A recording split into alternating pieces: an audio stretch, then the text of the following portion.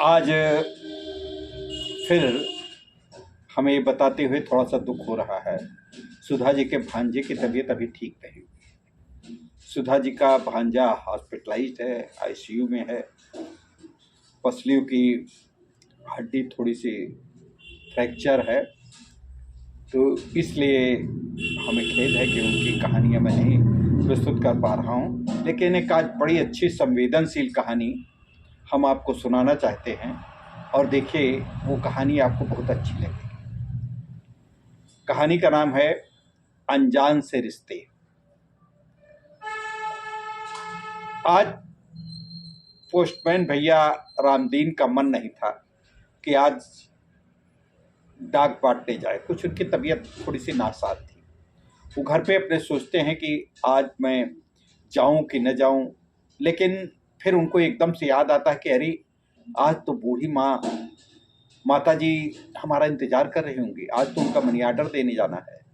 एक फार्म लेते हैं, फार्म अपने आप से भरते हैं। फार्म ऐसे झूठा मोटा फार्म होता है, और अपने पास से 1,000 रुपये निकाल के रख लेते हैं और साइकिल चलाते हुए माता जी के द्वार पर पहुंच जाते हैं। माता जी आपका मनी आर्डर। डाकिया बाबू। माता जी की आंखों में चमक आ गई। माता जी तुरंत खोलती तरह, आओ भैया, तुम्हारे इंतजार कर रहे रहन, और बहुत बड़े दिन से 1 महीना। आज तो लागत है कि 1 महीना से कुछ ऊपर होगा। नहीं अम्मा, जब आई मनी आर्डर तबहन तो हम दे पाए। और मनी आर्डर को जब वो देखने का उपक्रम करता है, कहता देखिए आपका एक आया है, फिर वहीं से आया है, आपके बेटे ने ही भेजा है, 1,000 रुपये है। कहना हाँ वो है, तो भैया वो उतना रुपया तो भेजत है हर महीना, पता नहीं, लेकिन बात नहीं कर। अच्छा भैया ये मनी आर्डर दे पहले हम कहते नहीं कि अपने बच्चा से, अपने बेटवा से बात तो करवा दो। डाकिया कहता है अम्मा तुम बहुत परेशान करती हो, हमारे पास अरे बहुत से अभी चिट्ठियां बांटनी हैं, डाक बांटना है, मनी आर्डर देने जाना है। आप कहती बांट रोज रोज का आप कहती हमारे पास। अरे भैया हो ये बड़ी कृपा, बड़ी बड़ी तुम तो हमारा लड़का ही जैसो लड़का की बात है, तनी टेलीफोन से मिला दो। और वो अपनी जेब अपना फ़ोन निकालता है, फ़ोन से वो नंबर मिला देता है। फ़ोन से नंबर मिलाते देता, कहता है माता जी से नंबर जैसे घंटी उठने को होती कह देता है, बड़ी जल्दी करना, बस 1 मिनट अब बात करना।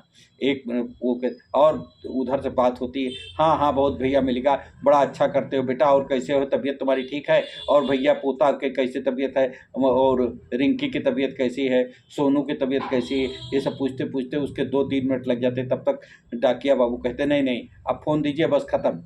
और वो रुपए पे दस्तखत, एक बैंक का वही फार्म पे दस्तखत करवाते हैं और चले आते हैं। आज जब वो लौट रहे थे तब उनको शंभू बाबू मिल जाते हैं। शंभू बाबू कहते हैं कि डाकिया बाबू कब तक हमको परेशान करोगे, कब तक ये नाटक करते रहोगे? अरे क्या बताएं सब। तो शंभू जी कहते कि आप टेलीफोन मिलाते हो, हम बात करते हैं। माता जी को लगता है कि उनका लड़का बात कर रहा है। तो डाकिया बाबू के ऊपर मन में विषाद आ जाता है। शंभू भाई सोचिए, इनका लड़का, हमारा लड़का जो था उसका मनी आर्डर आता था, दुबई में काम करता था, वो स्वर्गवास हो गया, अब उसका मनी आर्डर नहीं आता है। मेरी पत्नी रोज़ चिंता करती है। तब तक पता चला पहले इनका लड़का भी मनी आर्डर भेजता था, एकदम से आना बंद हो गया। उसके लड़के ने एक दिन टेलीफोन, चूँकि माँ जी हमारे टेलीफोन से बात करती थी, तो उसके किसी साथी ने बताया कि उनका कोरोना में उनका निधन हो गया, अमेरिका में ही। अब निधन हो गया तो ये बात माता जी को कैसे बताएं? माता जी बड़ा लालित रहती थी, बड़ा वो रहती थी, बड़ी बुजुर्ग हैं, अकेले रहती हैं घर में, अपने मकान में, गांव के मकान में। तो इसलिए मैंने ये उपक्रम आपका सहयोग लेके किया।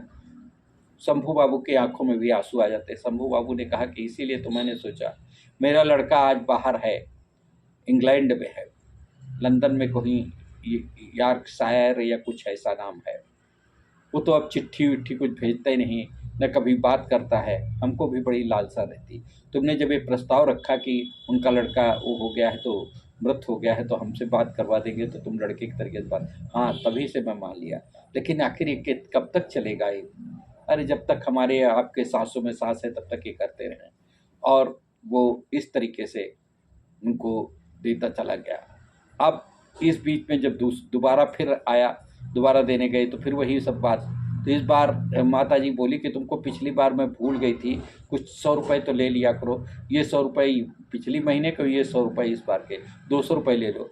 अम्मा हम 2 रुपये नहीं लेते हैं, सरकार हमको मन देती है तनख्वाह, और सरकार को जान जाएगी तो हमारी नौकरी चली जाएगी, हम रिश्वत थोड़ी लेते हैं, हम आपके पैसा लेकर क्या करेंगे अम्मा, तुम हो परेशान करती। अरे बेटा हम रिश्वत थोड़ी देते हैं, हम कोई थोड़ी देते, तुम हमारे लड़का जैसे हो तो हम लड़का के तरीके से तुमका ये रुपया बख्शीश के रूप में, तुमका खुश रहे के रूप में, हम अपने पोतन आपके लड़का हुए तुम न लिहो, अब हमारी बहुरिया और हमारे लड़कों को अपने घर पे दे देना, अगर हम तो ले लेता है। अब कदाचित रुपए तो ये उसी के थे, उसी को 200 रुपये आ जाते हैं, ठीक है। और नम आँखों से वो चल देता साइकिल बांधते हुए। इधर ये करते करते करते करते करते डाकिया बाबू भी अब रिटायर हो गए, लेकिन रिटायरमेंट की बात माता जी को अभी तक नहीं बताई। डाकिया बाबू पैसे देते रहे, पैसे देते रहे। एक दिन डाकिया बाबू के बात को जब घर से आए तो माता जी को जब पैसे दे रहे थे तो एक सज्जन वहाँ आए, अरे तुम तो रिटायर हो गए तो इनको कैसे इनका मनी ऑर्डर लेके आते हो। अब डाकिया बाबू को तो लगा आज अब सब पुल खुल जाएगी, अरे ये रिटायर हो गया, ये कहीं डाक विभाग में काम नहीं करता है, इसको आप पैसा कैसे बांटते आते हो मनी ऑर्डर करने।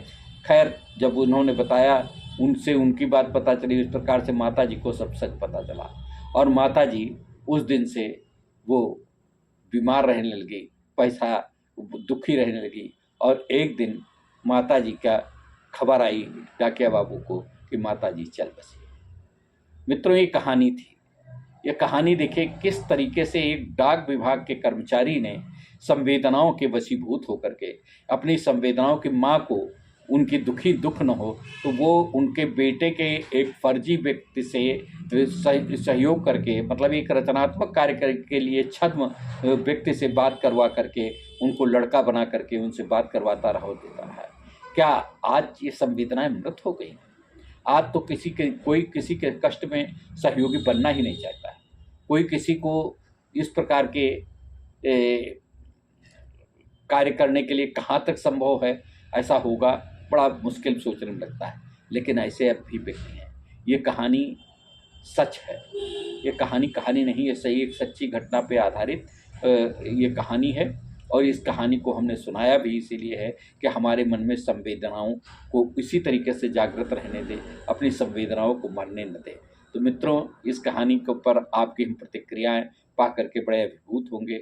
आज देर से हम ये कहानी डाल रहे हैं क्योंकि हमको संभावित था कि सुधा जी की शायद कहानी आ जाए, सुधा जी की कहानी नहीं आई, तो इसलिए ये कहानी मैं आप लोगों के समर्पित कर रहा हूँ। मित्रों पिछले 2 वीडियो हमने डाले, उसमें आप लोगों का बड़ी, चूँकि नगर पालिका का चुनाव था, मैं समझ सकता हूँ आप लोगों का बड़ा उदासीन, बड़ा ठंडा जोश रहा, और उस पर आप लोगों ने किसी ने उसको सुना भी नहीं। बड़े अच्छे वीडियो थे।